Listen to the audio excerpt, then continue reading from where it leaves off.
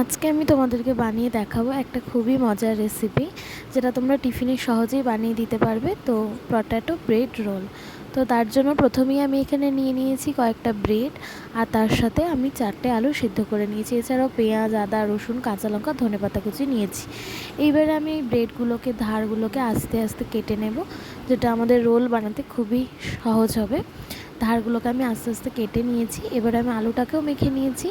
এর মধ্যে আমি মশলাগুলো দিয়ে দেবো। প্রথমেই আমি দিয়ে দেবো পেঁয়াজ কুচি, তারপরে আমি দিয়ে দেবো আদা কুচি, এরপরে আমি এর মধ্যে দিয়ে দিচ্ছি রসুন কুচি। কাঁচা লঙ্কাটা তোমরা যে যার স্বাদ মতো দিও, আর তার সাথে দিয়ে দেবো একটু ধনেপাতা কুচি।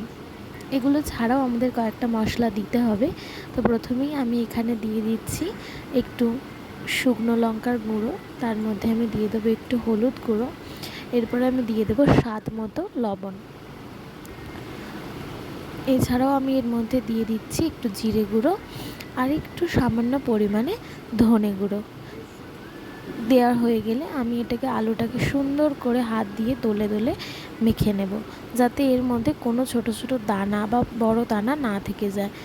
এটা যতটা আলুটা সুন্দর করে মাখা হবে, রোলটা তৈরি করতে কিন্তু আমাদের ততই ভালো হবে। তো আমি এখানে হাত দিয়ে আলুগুলোকে দেখো খুব সুন্দর করে মেখে নিচ্ছি, যাতে একটাও গোটা গোটা দানা না থেকে যায়। আর এদিকে আমার আলুটা মাখাও হয়ে গেছে। এবারে আমি আলুগুলোকে দিয়ে ব্রেড রোলটাকে বানিয়ে নেব। তো প্রথমেই আমি ব্রেডগুলোকে একটু জল দিয়ে হালকা হাতে চেপে চেপে এটাকে নরম করে নিচ্ছি। এরপরে আমি এর মধ্যে আলুর পুরটাকে গোল করে দিয়ে দেব। আলুর পুরটা দেওয়ার পরে তোমরা ব্রেডটাকে সুন্দর করে হাত দিয়ে পাকিয়ে পাকিয়ে রোল বানিয়ে নিতে পারবে। তো আমি এখানে আরেকটা দেখিয়ে দিচ্ছি, যার মধ্যে আমি আলুটা দিয়ে সুন্দর করে হাত দিয়ে দেখো গোল করে ঘুরিয়ে ঘুরিয়ে চেপে চেপে বানিয়ে নিচ্ছি। এমনভাবে রোলটাকে করবে যাতে আলুটা যেন না বেরিয়ে যায়। খুব বেশি পুর দিলে কিন্তু এটা ফেটে যাওয়ার সম্ভাবনা থাকে, তাই তোমরা খুব বেশি পুর দেবে না। এদিকে আমি আর একটা জিনিসও বানিয়ে নিয়েছি, ময়দা দিয়ে একটা ঘোল বানিয়ে নিয়েছি, যেটা তোমরা কর্নফ্লাওয়ার দিয়েও বানাতে পারো, সেটা ভিডিওতে দেখানো হয়নি। তো এদিকে আমি সব রোলগুলোকেই মোটামুটি হাত দিয়ে চেপে চেপে আলু দিয়ে বানিয়ে ফেলেছি। দেখো আমাদের সব রোলগুলোই রেডি হয়ে গেছে। এবারে আমরা এগুলো প্রথমে ময়দার গোলায় চুবিয়ে ব্রেড ক্রাম্বসে কোট করে তারপরে আমরা এগুলোকে ভাজবো। প্রথমে আমি একটা রোলকে ময়দার গোলায় দিয়ে দিলাম, দিয়ে আমি এটাকে বিস্কুটের গুঁড়োর মধ্যে দিয়ে দেবো। এইবারে বিস্কুটের গুঁড়োর মধ্যে এগুলোকে হালকা হাতে কোট করে চারদিকটা ভালো করে এর গায়ে আমি বিস্কুটের গুঁড়ো করে লাগিয়ে দেব। ভালো করে বিস্কুটের গুঁড়োগুলো লাগানো হয়ে গেলে এগুলোকে আমি ঝেড়ে নিয়ে থালার মধ্যে তুলে রাখবো। তো দেখো আমাদের একটা রোল তৈরি হয়ে গেছে। বাকি রোলগুলোকেও আমরা এভাবেই সুন্দর করে তুলে রাখবো। দেখো আরেকটা রোলও আমি তৈরি করে নিয়েছি। এভাবে বাকি রোলগুলোকেও আমি তৈরি করে নিয়েছি।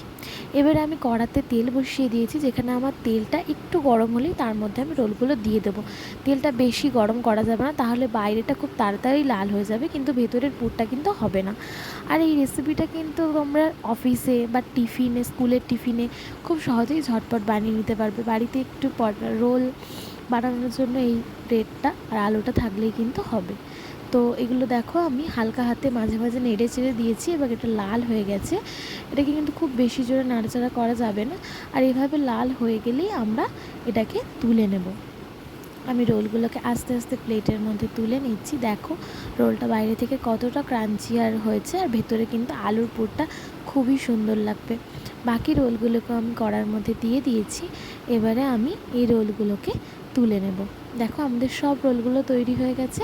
এবারে আমি তোমাদেরকে এটা একটা ভেঙে দেখাবো যে রোলটা ভেতর থেকে কেমন লাগছে। খুব ঝটপট এটা তোমরা তৈরি করে নিতে পারবে সকালে। তো দেখো কত সুন্দর হয়েছে রোলটা। চলো আজকের মতো বাই।